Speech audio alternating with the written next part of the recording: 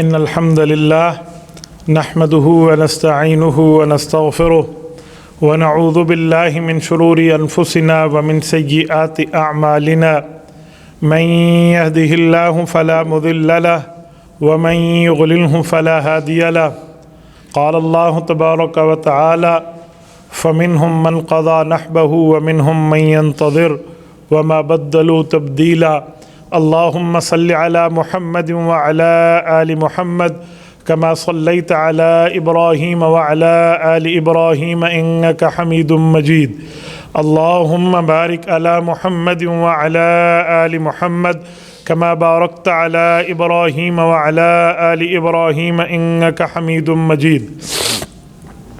معزز دوستو، جمادی الاولیٰ کا مہینہ اپنی آب و تاب سے اپنا نصف پورا کر رہا ہے۔ آج 9 دسمبر 2022 اور جمعۃ المبارک کا عظیم دن ہے۔ جمادی الاولیٰ سن 8 ہجری میں رسول اللہ صلی اللہ علیہ وآلہ وسلم نے اپنے 3 ان خوش نصیب صحابہ کرام کو بھیجا اردن موتا کے علاقے میں جہاد فی سبیل اللہ کے لیے، جن کی پے در پے اکٹھی شہادت اللہ تعالیٰ کو مقصود تھی۔ سن 8 ہجری ہے اور جمادی الاولیٰ کا مہینہ تھا، یہی مہینہ جو ابھی چل رہا ہے۔ اب 1444 ہجری ہے، اس وقت سن 8 ہجری تھا، یعنی آج سے 1436 سال پہلے کی یہ جنگ ہے جو اسی مہینے کے اعتبار سے میں آپ کی خدمت میں اس کی چند معروضات پیش کر رہا ہوں۔ سب سے پہلی اور بنیادی بات کہ غزوہ موتا کیوں ہوا تھا۔ یہ علاقہ ہے اردن کا۔ پرانے زمانے میں یہ سعودیہ کا علاقہ شمار ہوتا تھا، حجاز کا۔ بعد میں سرحدات کی تقسیم کی وجہ سے یہ علیحدہ ملک ڈکلیئر کر دیا گیا ہے، اردن، جارڈن جسے آج کی زبان میں ہم کہتے ہیں۔ اس ملک میں ایک علاقہ ہے جس کا نام ہے موتا، اسے جنگ موتا کہتے ہیں۔ لوگ اسے پڑھنے میں غلطی کرتے ہیں، موتا پڑھتے ہیں، موتا نہیں ہے، جنگ موتا ہے۔ وہاں ایک ضلع کرک ہے، جیسے ہمارے خیبر پختونخوا میں بھی کرک ہے نا، تو وہاں بھی ہے۔ تو یہ ضلع کرک کا علاقہ ہے جہاں موتا کی جنگ ہوئی تھی۔ یہ کیوں ہوئی، کس بنیاد پہ ہوئی اور اس کے احوال کیا ہے؟ حضور پاک صلی اللہ علیہ وسلم نے جب صلح حدیبیہ کر لی کفار سے، تو مکہ کے مشرکین سے حملہ کرنے کا خطرہ ٹل گیا۔ اب حضور پاک علیہ الصلوۃ والسلام نے سوچا کہ ہم عالم اسلام کے لیے دین لے کر آئے ہیں نا، پورے عالم کے لیے اسلام لے کر آئے ہیں، تو مختلف ممالک کے سربراہان کو دعوت اسلام کے خطوط لکھے جائیں۔ ان میں ایک قاصد حضرت عمیر بن حارث رضی اللہ تعالیٰ عنہ صحابی ہیں۔ ان کو اللہ کے رسول صلی اللہ علیہ وآلہ وسلم نے ایک علاقہ، یہ موتا ہے نا، اس طرف بھیجا، اور وہاں کا ایک علاقے کا سربراہ تھا، یمانی سلطنت کا تھا، غالباً اس کا نام عمرو بن شرحبیل ہے۔ اس نے حضرت عمیر بن حارث رضی اللہ تعالیٰ کو جب پہچانا کہ یہ رسول اللہ صلی اللہ علیہ وسلم کے قاصد ہیں، فرستادہ ہیں، نمائندہ ہیں، سفیر ہیں، تو انہوں نے ان پر ظلم اور زیادتی کی، انہیں قید کیا اور رسیوں سے باندھ کے بالآخر شہید کر دیا۔ اور یہ دنیا کا اصول طے ہے کہ جو ایمبیسیڈر، سفیر ہوتا ہے، اس کو امن ہوتا ہے، چاہے وہ دشمن ملک میں ہو چاہے وہ دوست ملک میں۔ سفیر اور قاصد کا قتل نہیں کیا جاتا، نہ اسلام میں نہ کفر میں، کسی مذہب میں اس کی اجازت نہیں۔ سفیر کو امن ہوتا ہے، اور اگر سفیر کو ہی امن نہ ہو تو پھر آپس میں رابطے کا سلسلہ ہی ختم ہو جاتا ہے، پھر تو جنگ عام کا نام ہو جاتا ہے۔ اسی لیے سفیر کے ساتھ اس طرح کی کوئی زیادتی نہیں کی جاتی۔ اس بندے نے یہ سفارتی اصولوں کو بالائے طاق رکھ کے ظلم کیا، اور ظلم در ظلم کیا، کوئی وجہ بھی نہیں تھی، صرف ایک خط وصول کرنا ہے، تم مانو یا نہ مانو تمہاری مرضی، لیکن اس کا قتل کرنا، اس پہ ظلم کرنا، اس کو رسیوں سے باندھنا، یہ تو ہر طرح سے غلط تھا۔ حضور اقدس صلی اللہ علیہ وآلہ وسلم نے اس بارے میں صحابہ کرام سے مشورہ کیا کہ ہم نے عمرو بن حارث رضی اللہ تعالیٰ عنہ کے قتل کا بدلہ بھی لینا ہے، جسے قصاص کہتے ہیں، اور دین اسلام کا پرچم بھی بلند رکھنا ہے۔ رسول اللہ صلی اللہ علیہ وآلہ وسلم نے 3000 صحابہ کرام کی تشکیل کر کے لشکر بھیجا۔ 3000 صحابہ کرام پہ 3 بندوں کو پے در پے سردار مقرر فرمایا۔ سب سے پہلا سرداری کا تاج حضرت زید بن حارثہ رضی اللہ تعالیٰ عنہ کے سر پہ سجا۔ یہ وہ ہیں جسے کسی زمانے میں زید ابن محمد کہا جاتا تھا۔ میں اس پر تفصیل عرض کر چکا ہوں کہ حضور پاک علیہ الصلوۃ والسلام نے انہیں اپنا منہ بولا بیٹا بنایا، پھر رب کی طرف سے حکم آیا کہ آپ انہیں اپنے پاس ضرور رکھیں، بیٹے کا درجہ دیں، لیکن ولدیت تبدیل نہیں کر سکتے۔ سورۃ نمبر 33 سورۃ احزاب کی ابتدا میں رب نے فرما دیا ادعوہم لآبائہم هو اقسط عند اللہ، ولدیت تبدیل نہیں ہو سکتی، چاہے کوئی اس کو اپنا بیٹا بنا لے، بیوی سے دودھ پلوا لے، وہ اس کا نگران تو ہو سکتا ہے، اس کا والد نہیں ہو سکتا۔ والد وہ ہے جس نے اس کو جنا ہے۔ حضور پاک علیہ الصلوۃ والسلام نے زید ابن حارثہ کو دوبارہ زید ابن حارثہ کہنا شروع کر دیا۔ یہ رسول اللہ صلی اللہ علیہ وسلم کے بیٹے تو شمار ہوتے تھے نا، کہ آپ علیہ الصلوۃ والسلام نے انہیں اتنا بڑا درجہ دیا، اور قرآن کریم نے 22ویں پارے کے دوسرے صفحے پہ ان کا نام لیا ہے، فلما قضا زید، بہت بڑا رتبہ ہے حضرت زید کا۔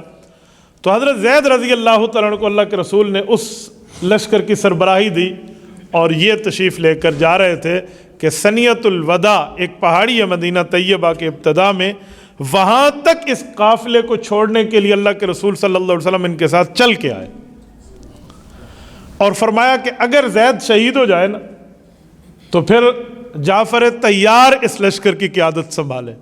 حضرت جعفر طیار رضی اللہ تعالیٰ عنہ حضرت علی المرتضیٰ کے بھائی ہیں، اور اس وقت کل عمر 33 سال ہے، اور اسی کے لگ بھگ کی عمر حضرت زید ابن حارثہ کی ہے۔ اور فرمایا اگر جعفر بھی شہید ہو جائے تو عبداللہ بن رواحہ رضی اللہ عنہ صحابہ کرام میں ایک شاعر ہیں، بہت بڑے شاعر ہیں، خطیب الصحابہ ان کا لقب ہے، اور یہ اتنے زبردست انداز میں گفتگو فرمایا کرتے تھے کہ دوسروں پر گویا کہ ایک رعب طاری ہو جاتا، جسے جدید زبان میں میں کہوں، آج کل اسے کہتے ہیں پتہ نہیں موٹیویشنل اسپیکر، اس کو اگر میں کوئی صحابہ کرام کے لیے ایک لفظ بولوں تو یوں کہوں کہ وہ پانی پر آگ لگانے کا ایک صلاحیت اور جذبہ رکھتے تھے، اس طرح ان کی گفتگو ہوا کرتی تھی۔ اور یہ شاعر بھی تھے، لولا ان اللہ ما اهتدینا ما صلینا ولا تصدقنا، ان کے اشعار ہیں۔ رسول اللہ صلی اللہ علیہ وسلم نے بھی ان کے اشعار اپنی زبان مبارک سے ایک دفعہ فرمائے تھے۔ تو حضرت عبداللہ بن رواحہ کو تیسرا سربراہ مقرر فرمایا، اور فرمایا اگر یہ بھی شہید ہو جائے اس کے بعد جس مسلمان جس پر اکتفا کر لے، جس کو اپنا بڑا چن لے۔ یہ جا رہے تھے، امام ابو نعیم نے دلائل النبوہ میں ایک روایت لکھی ہے، فرمایا کہ یہودی عالم یہ بات سن رہا تھا کہ حضور پاک علیہ السلام ایک ایک کو فرما رہے ہیں، یہ سربراہ پھر یہ، تو باہر نکلا اور اس نے کہا کہ یہ تینوں شہید ہو جائیں گے۔ کہا تیرے پاس علم غیب ہے؟ لوگوں نے اس سے پوچھا تجھے کیسے پتا؟ اس نے کہا تم جسے نبی کہتے ہو نا، اگر واقعی وہ سچا نبی ہے تو ہماری کتابیں تورات زبور انجیل بتا دی ہیں کہ پچھلے انبیاء نے جس کو سربراہ مقرر کیا پھر اس کے بعد وہ شہید ہو گئے تھے، تم دیکھ لینا۔ اور پے در پے ایسے ہی ہوا ہے۔ یہ نبوت کے سچائی ہونے کی ایک نشانی کفار کی زبان سے پتہ چل گئی، اور یہ لوگ موتا کی طرف روانہ ہوئے۔ جب وہاں پہنچے تو عمرو بن شرحبیل جیسے دشمن اسلام نے ان کے مقابلے کے لیے 2 قسم کی فوجوں کی طاقت تیار کر رکھی تھی، ایک رومی اور ایک عرب مسیحی۔ یہ بادشاہ روم سے اس نے مدد لے کر 2 لاکھ آدمی ان کے مقابلے میں رکھے تھے، اور یہ 3000 ہیں۔ 66 گنا بڑا قافلہ ہے کفار کا، 66 گنا۔ اور یہ لوگ جب وہاں پہنچے اور گھمسان کی جنگ ہوئی ہے، اس جنگ کی تفصیلات میں اس لمیٹڈ ٹائم میں آپ کے سامنے کیا رکھوں، میں 1-2 جھلکیاں رکھتا ہوں۔ حضرت زید ابن حارثہ رضی اللہ عنہ تیز ترین کمانڈر تھے مسلمانوں کے، لیکن ان بےایمانوں نے اس طرح وار کر کے ان کو گھیرے میں ڈالا کہ حضرت زید رضی اللہ تعالیٰ عنہ پہلے ہی جنگ میں شہید ہو گئے۔ حضرت زید کی شہادت کے بعد حضرت جعفر طیار رضی اللہ تعالیٰ عنہ نے پرچم اسلام سنبھالا،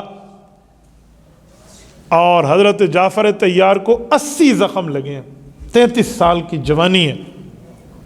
اسماء بنت امیس رضی اللہ تعالیٰ عنہ ان کی بیوی اور ان کے 2 بچے تھے اس وقت، 80 زخم اس شخص نے کھائے، لیکن پرچم اسلام نیچے نہیں گرنے دیا۔ جو ان کو لقب ہے نا طیار، جنت میں اڑنے والا، تو وہ اسی لیے کہ ان کے بازو کٹ گئے تھے دونوں، تو حضور پاک علیہ الصلوۃ والسلام نے بتایا تھا کہ اللہ تعالیٰ اسے جنت میں اڑنے کے لیے پر عطا فرمائیں گے، اس لیے طیار کہتے ہیں، پرواز والا، اڑنے والا۔ اور تیسرے نمبر پہ حضرت عبداللہ ابن رواحہ تھے۔ حضرت عبداللہ ابن رواحہ کو ابھی اتنی اطلاع نہیں تھی کہ اس طرح معاملہ ہے، تو انہوں نے اس کو پیچھے بٹھایا ہوا تھا آرام کے لیے کہ آپ کو آخر میں بلائیں گے۔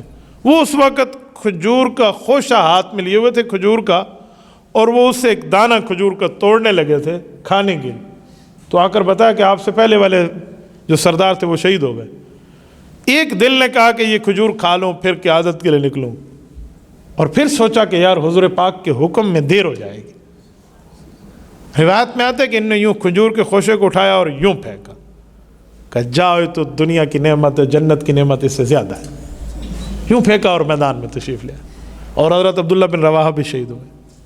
ان 3 صحابہ کرام کی قبور مبارکہ آج بھی وہیں موتا میں موجود ہے اردن کے اندر۔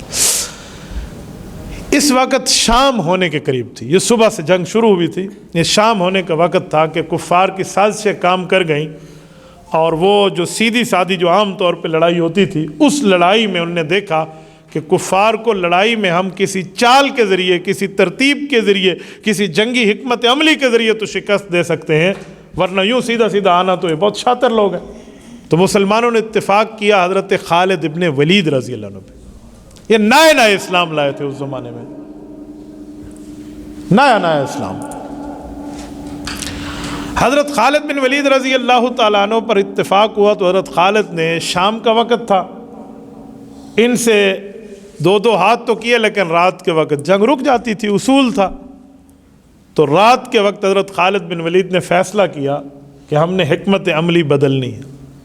کہا 3000 ہم ضرور ہیں، اوکے، مسئلہ کوئی نہیں ہے، لیکن کچھ بندے اس طرف رہیں اور اتنا اکثر مجمع فلاں طرف سے کل گھوڑے دوڑاتے ہوئے آئے۔ وجہ یہ تھی کہ جب یہ لشکر دوسری طرف سے آئے گا، ہوگا تو ہمارا ہی لشکر، کافروں پہ یہ روب پڑے گا کہ ان کے پاس پیچھے سے کمک اور مدد آ گئی۔ یہ بھی ایک جنگی حکمت عملی تھی، اور حضرت خالد بن ولید کی یہ حکمت عملی کارگر ثابت ہوئی۔ اگلے دن جو جنگ ہوئی، اس میں آپ اندازہ لگائیں، حضرت خالد بن ولید کی 9 تلواریں ٹوٹی ہیں کفار کی گردن پہ۔ اگر صحابہ کرام کی تلوار کی زیارت آپ نے کی ہو نا، تو میرے خیال میں پھر سمجھ آئے گا کہ وہ ہاتھ کیسے تھے جو ان تلواروں سے لڑا کرتے تھے۔ میں نے یورپ، ترکی، استنبول میں ان تلواروں کی زیارت کی ہیں جو خلفائے راشدین کی تلواریں ہیں۔ یہ باقی صحابہ کرام میں سے کچھ صحابہ کی تلواریں ہیں۔ اگر میں یہاں سے اس کو پکڑوں تو اس کا دوسرا کونا پنکھے کے قریب جا کر لگے، پتہ نہیں کتنے کلو کی وہ تلوار ہے، اور چلانے والوں کے پاس طاقت جسمانی کے ساتھ طاقت ایمانی بھی تھی۔ اور وہ تلواریں ٹوٹی ہیں کسی پتھر پہ نہیں، اسلام کی حفاظت کرتے ہوئے کفار کے سینے اور اس کی گردن پر۔ یہ خالد ابن ولید ہے، اسی لیے تو ان کا لقب ہے کہ سیف من سیوف اللہ القہار، کہ اللہ تعالیٰ کی تلواروں میں سے ایک تلوار۔ حضرت خالد رضی اللہ تعالیٰ عنہ جب جنگ میں شروع ہوئے ہیں نا، تو صحابہ کرام جو کل شہید ہوئے ہیں، آپ اندازہ لگائیں ایمانی طاقت اور اللہ تعالیٰ کی مدد، 2 لاکھ کے لشکر کا مقابلہ 3000 سے ہے۔ 2000 کافر مرا ہے اور 12 صحابہ کرام شہید ہوئے، جن میں 3 سردار بھی شامل ہیں۔ حضرت خالد بن ولید کی حکمت عملی ایسی تھی کہ اس حکمت عملی میں جب دوسری طرف سے لشکر دوڑتا ہوا آیا نا، ان کافروں کے چھکے چھوٹ گئے۔ انہوں نے کہا اب تو یہ ایسے اتنے سے ہیں پھر بھی رکے ہوئے ہیں، اب تو ان کی مدد بھی آ گئی پیچھے سے۔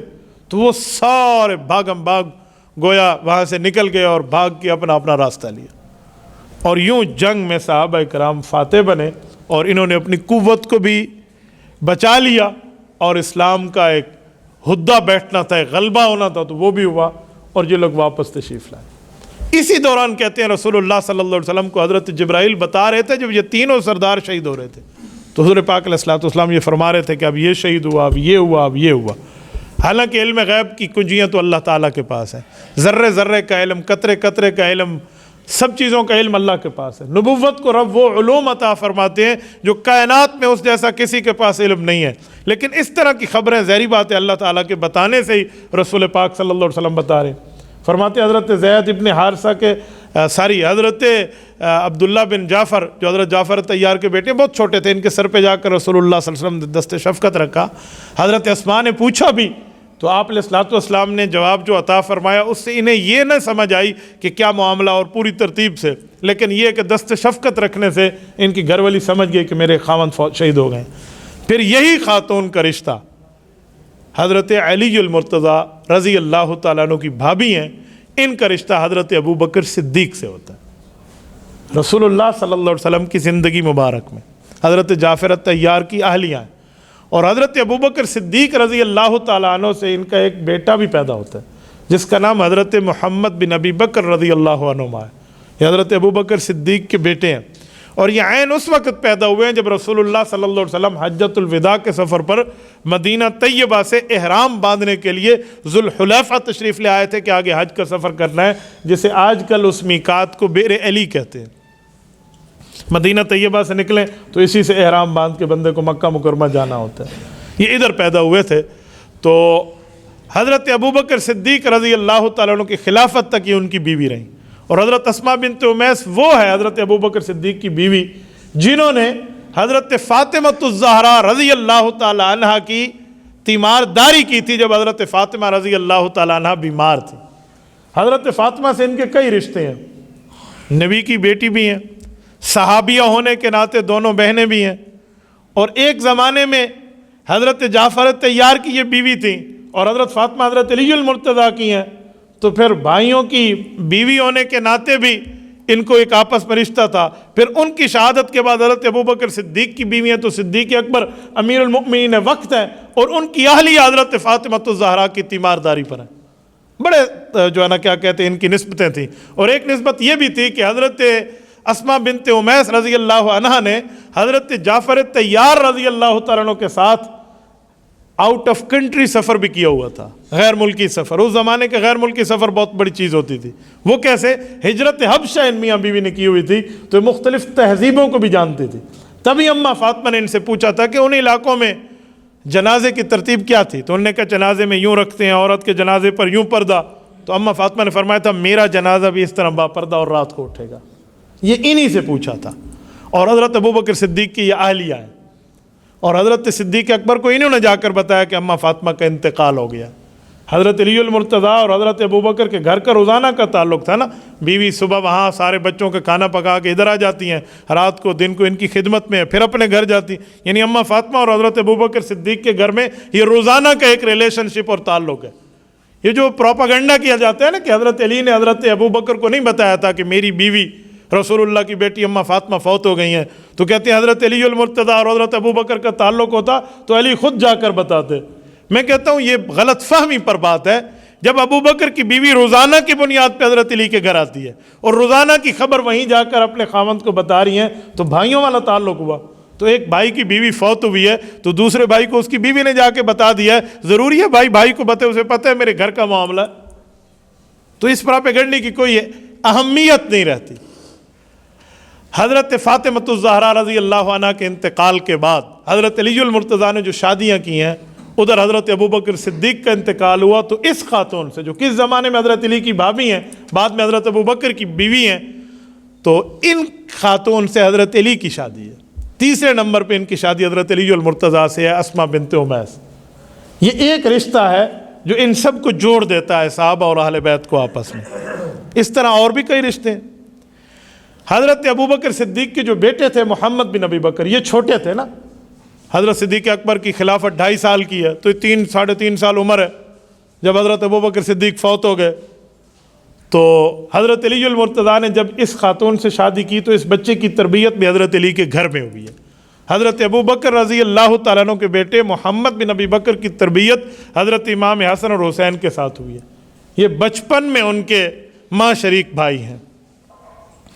اس لیے فرماتے تھے کہ میں پیدا ابو بکر کے گھر میں ہوا ہوں, میری تربیت علی المرتضیٰ کے گھر میں ہوئی ہے. پھر ان کی شادی حضرت علی المرتضیٰ سے ہے۔ یہ خاتون حضرت جعفر طیار رضی اللہ تعالیٰ عنہ کی زوجہ مکرمہ ہے۔ میں بات کر رہا تھا اسی پر، جنگ موتا کے معاملے پر۔ تو جنگ موتا سے پھر حضرت خالد ابن ولید رضی اللہ تعالیٰ عنہ کی فاتح بن کر واپسی ہوئی ہے، اور جب یہاں واپس تشریف لائے ہیں تو یہ جو ان کا واپس آنا تھا، مکہ کے کافروں کو جب پتہ چلا کہ انہوں نے رومی سلطنت کے 2 لاکھ بندوں کو بھگا دیا، ادھر ان سے معاہدہ تھا، کافر معاہدہ توڑ چکے تھے، 10 سال کا معاہدہ تھا امن کا، تو یہ بھاگم بھاگ مدینہ طیبہ آئے اور آ کر کہا کہ جی ہمارے ساتھ معاہدے کی تجدید کریں، ہم سے غلطی ہو گئی۔ حضور پاک علیہ الصلوۃ والسلام نے فرمایا ہم نے آپ کی ہر شرط مانی، 10 سال تک معاہدہ کیا، باوجود ہے کہ لوگ کیا سے کیا باتیں کر رہے تھے، لیکن ہم نے آپ سے معاہدہ کیا، اب معاہدہ تم ہی نے توڑا ہے، اب جو تم نے توڑ دیا ہے تو توڑ دیا، اب اللہ دوبارہ تم سے معاہدہ کرنے پہ راضی نہیں ہے، وہ ہو گیا سو ہو گیا۔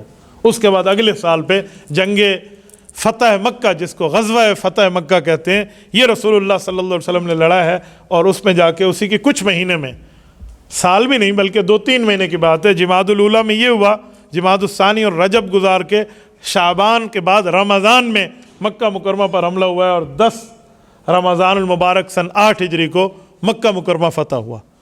تو یہ جو ساری ترتیب ہے، یہ بتانے کا مقصد کہ اس مہینے میں یہ عظیم مارکہ ہوا ہے۔ اور حضرت خالد بن ولید رضی اللہ تعالیٰ عنہ کے حوالے سے میں ایک جملہ کہہ دوں کہ انہیں رب کریم کے نبی کریم نے تلوار کا لقب دیا تھا، تو حضرت خالد بن ولید کی شہادت جو ہوئی ہے نا، وہ بستر پہ ہوئی ہے، میدان جنگ میں نہیں ہوئی۔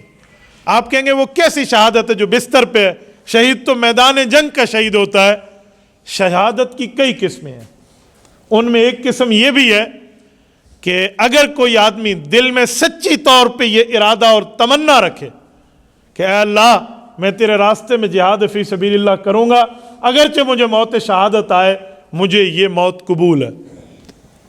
حضور پاک علیہ الصلوۃ والسلام نے فرمایا نال اللہ مراتب الشہداء و ان مات علی فراشی، صحیح مسلم کی حدیث حضرت ابو ہریرہ رضی اللہ عنہ کے واسطے سے فرمایا ایسا خوش نصیب آدمی بستر کی موت کیوں نہ مر جائے، اللہ اسے شہید بنا کر کل قیامت میں اٹھائیں گے، کہ اس کا ارادہ سچا تھا۔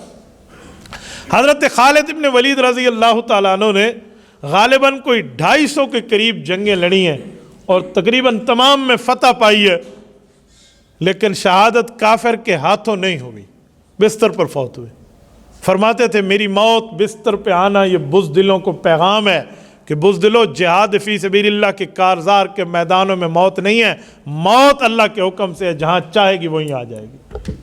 اس میں کوئی نہ جہاد کا دخل ہے نہ کسی اور معاملے کا دخل ہے، موت نے آ کر رہنا ہے چاہے جہاں بھی رب کریم نے اس کو لکھا ہے۔ اور شہادت ان کو تو بستر پر ملی، تو کہتے ہیں ان کی آنکھوں میں آنسو تھے، فرماتے تھے میں نے تو کئی جنگیں بغیر زرہ کے لڑی ہیں تاکہ میں موت شہادت لوں، جس کے لیے حدیث پاک میں ہے کہ رب کریم کل قیامت پہ شہید کو ہر نعمت دے گا اور فرمائے گا کہ بتائیں اب کچھ اور آپ کو چاہیے؟ وہ کہیں گے اللہ ہر مزہ، ہر راحت، ہر لذت ہمیں مل گئی، لیکن جو لذت آپ کے راستے میں شہادت کے وقت ملی تھی وہ تیری جنت میں بھی نہیں۔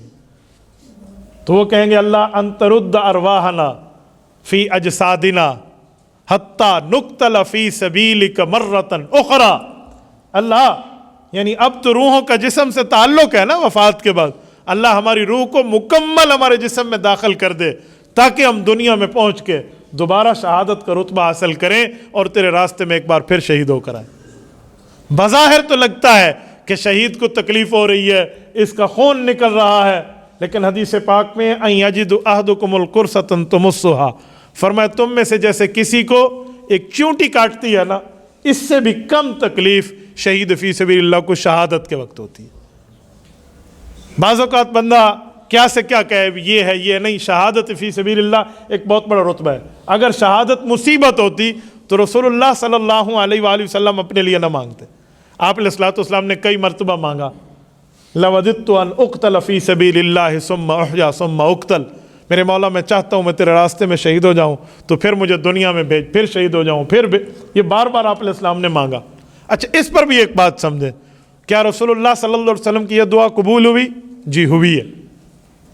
حضور پاک علیہ السلام کو شہادت ملی ہے، لیکن شہادت کی کیفیت میں تھوڑا فرق ہے۔ وہ کیا ہے؟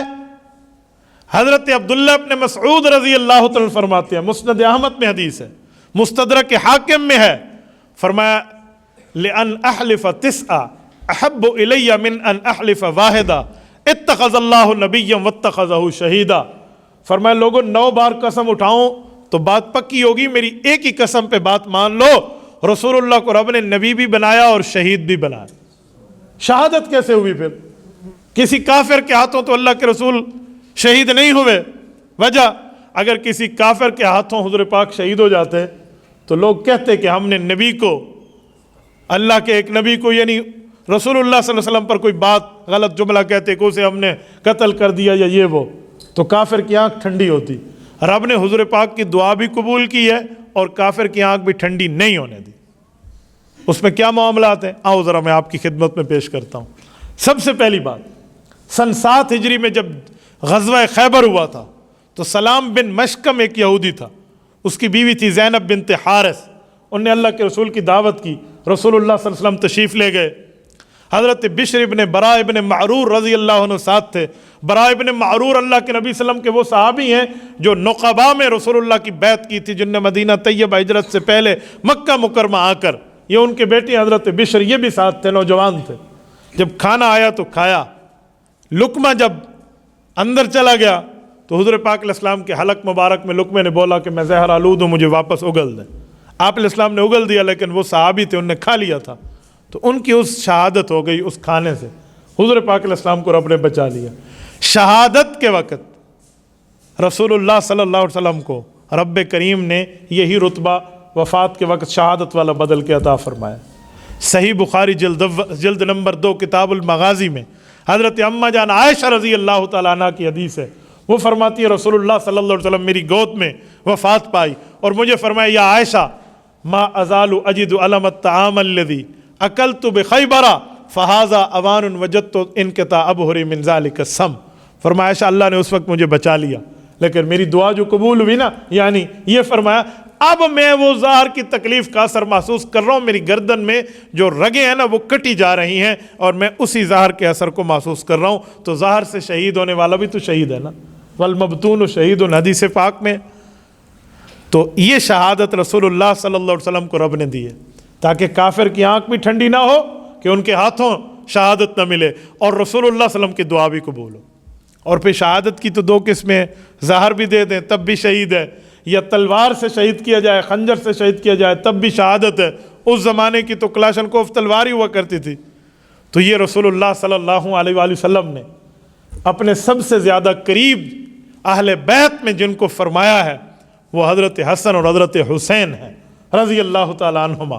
حضرت فاطمہ الزہرا رضی اللہ تعالیٰ عنہا کی اولاد، رسول اللہ صلی اللہ علیہ وسلم کے نواسے، جن سے نسل پیغمبر صلی اللہ علیہ وسلم آگے چلی ہے، حضرات حسنین۔ حدیث پاک میں ہے کہ حضرت حسن رضی اللہ تعالیٰ عنہ جو تھے وہ سر سے لے کر ناف تک رسول اللہ کے مشابہ، اور حضرت حسین ناف سے لے کر پاؤں تک رسول اللہ صلی اللہ علیہ وسلم کے مشابہ تھے۔ آپ علیہ الصلوۃ والسلام نے انہیں دنیا میں جنت کا پھول فرمایا، اور فرمایا جو ان سے جنگ کرے اس نے مجھ سے جنگ کی، جو ان سے سلامتی اور محبت کا تعلق رکھے اس کی مجھ سے سلامتی اور محبت کا تعلق ہے۔ ابن ماجہ میں حدیث ہے اے اللہ جو ان سے جنگ رکھے تو ان سے جنگ رکھ، جو اس سے دشمنی رکھے تو ان سے دشمنی رکھ، جو ان سے محبت رکھے تو ان سے محبت رکھ۔ تو یہ 2 رسول اللہ صلی اللہ علیہ وسلم کی اولاد ہیں۔ رسول پاک صلی اللہ علیہ وسلم کی اپنی اولاد کے ساتھ ساتھ یہ بھی اولاد ہے۔ کیوں؟ حضور پاک کی خصوصیت ہے، حضور کی نسل بیٹی سے چلی ہے، بیٹے تو بچپن میں فوت ہو گئے، یہ خصوصیت ہے رسالت مآب علیہ السلام کی کہ ان کی نسل بیٹی سے چلی۔ حضور پاک کی 4 صاحبزادیاں ہیں، حضرت زینب، حضرت رقیہ، ام کلثوم، حضرت فاطمہ رضی اللہ عنہن۔